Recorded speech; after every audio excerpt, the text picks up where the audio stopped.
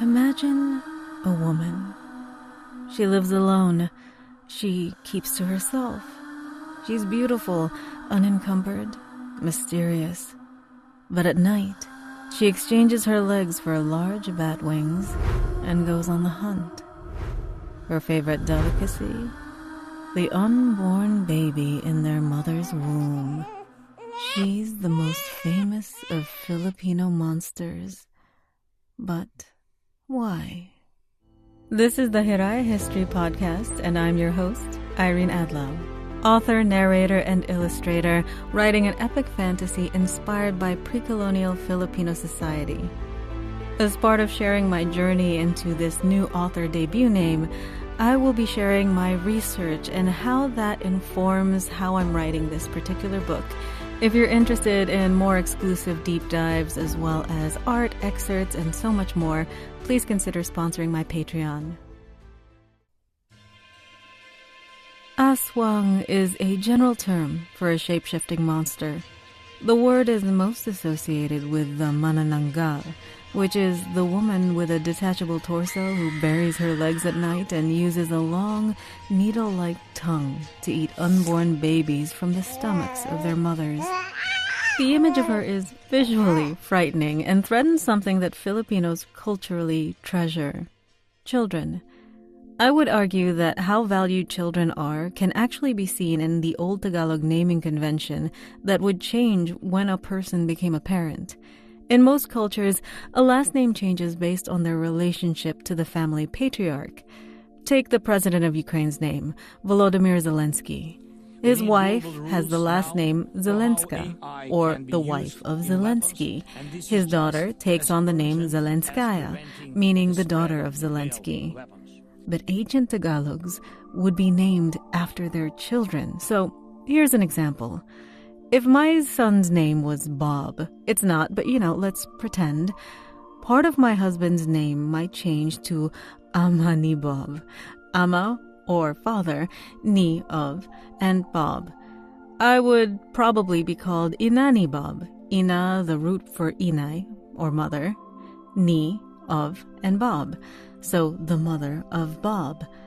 The fact that the manananggal causes miscarriages or threatens children in a culture that values kids made her a powerful tool to turn a culture against generally isolated or possibly even powerful single women.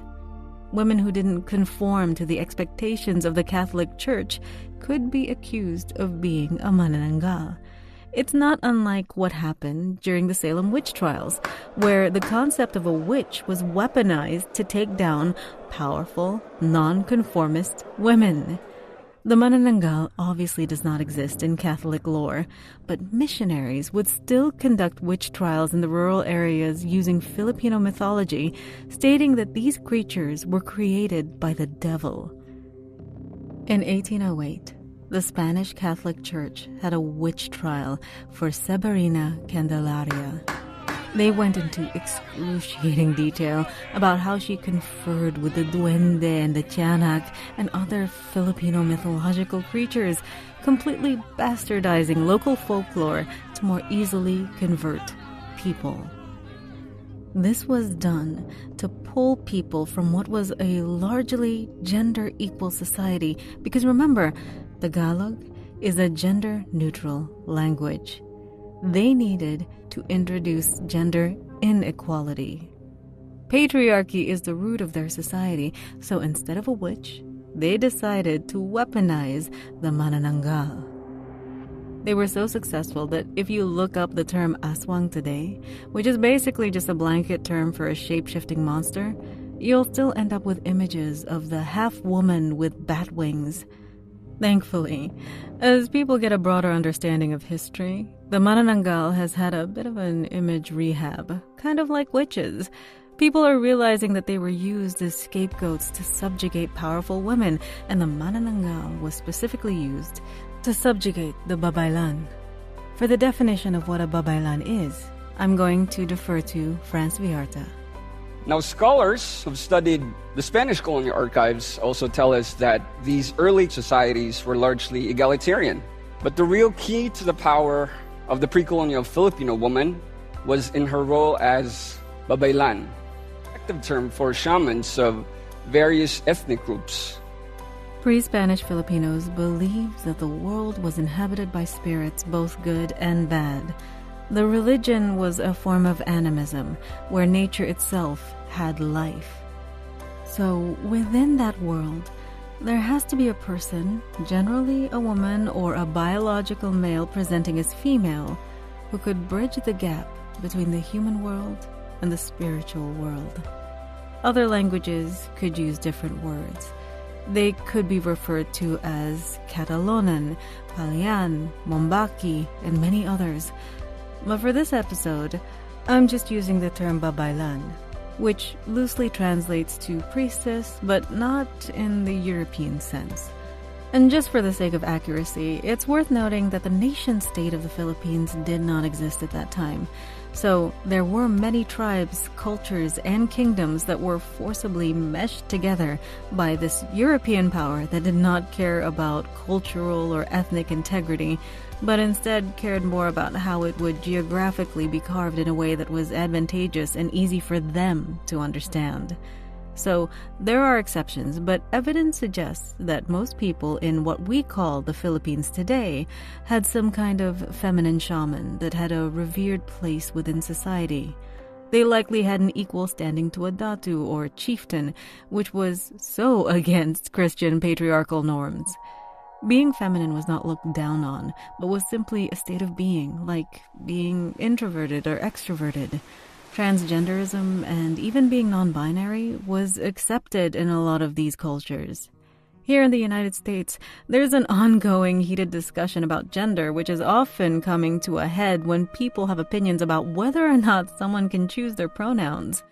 I'm not going to go too off-topic into that. However, I will say that I 100% respect people's pronouns. Referring back to France Villarta's TED Talk about the gender-fluid history of the Philippines might illustrate why I think those two causes, gender equality and transgender rights, are one and the same.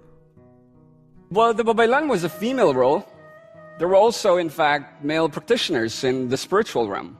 Reports from early Spanish chroniclers contained several references to male shamans who did not conform to normative Western masculine standards. They cross-dressed and appeared effeminate or sexually ambiguous. A Jesuit missionary named Francisco Alsina said that one man he believed to be a shaman was so effeminate that in every way he was more a woman than a man. In a pre-colonial world, where even the language doesn't support the differentiation between masculine or feminine, the babaylan can exist. A pre-colonial Filipina had the right to initiate divorce, have an abortion, get remarried, and do whatever occupation she wanted. Heteronormative standards did not apply, and Spanish historians did record transgender and homosexual relationships occurring without stigma. So, when Spanish missionaries got to missioning, they conducted heavy, aggressive, psychological war against the feminine. Because no babaylan was ever going to accept a role as a second-class citizen in a Christian society that, at its core, is a religion that finds sex to be the original sin, the only divine reproduction was a virgin birth, and a woman got humans thrown out of paradise by eating an apple of knowledge. So, when a woman consumes knowledge, she gets everybody kicked out of Eden. I mean, come on. That's pretty obvious what's going on here. Because the babaylan were staunch defenders of the indigenous faith, the priests were out to get them. Herminia Menez, a historian, wrote that when Spanish missionaries attempted to enter a village in upland northern Luzon, these babaylan would congregate at the outskirts to prevent their entrance. They frightened local chiefs who had acquiesced to the foreigners. They also accompanied warriors to battle to incite the men into fighting fury. Suffice to say that no feminine leader who thought women had an equal role in society would ever be open to a Spanish world where wives submitted to their husbands. But in the Spanish Catholic mind, this is what passed as civilized. Had to fight the babaylan and put her in her subservient place. They did the exact same thing to alewives or women who brewed beer in Europe, which is why witches have pointy hats. The pointy hat was how they got seen in the tavern so that they could sell their wares. But in the Philippines, instead of making them witches, which didn't perfectly translate to the locals, they appropriated the manananggal in the early 16th century. Carolyn Brewer, in her book Holy Confrontation, Religion, Gender, and Sexuality in the Philippines in 1521 through 1685, stated that at the basis of the negative relabeling was the desire by the Spaniards to eliminate animist religion and concomitantly any resistance to the introduction of Catholicism. The impact on women and religious leaders was profound. The Spanish really did try to erase any sense of gender equality from the Filipino, but it does seem like the Philippines never quite lost it. Centuries of colonization, and the Philippines is still further ahead than much of the Western world when it comes to gender equality. The Philippines has had a female president, while a woman as an American vice president is still such a tough pill for some people to swallow, in either political party, by the way. Now that so many Filipinos are exploring their roots, people are finding that pre-colonial history has values that are far more progressive than what's considered mainstream today. And I'm really proud of that. And I think that most Filipinos in the U.S. and abroad should be very proud of that as well. If you made it this far, thanks. The epic fantasy book series I'm working on is called The Mortal Curse, Hiraya Book 1.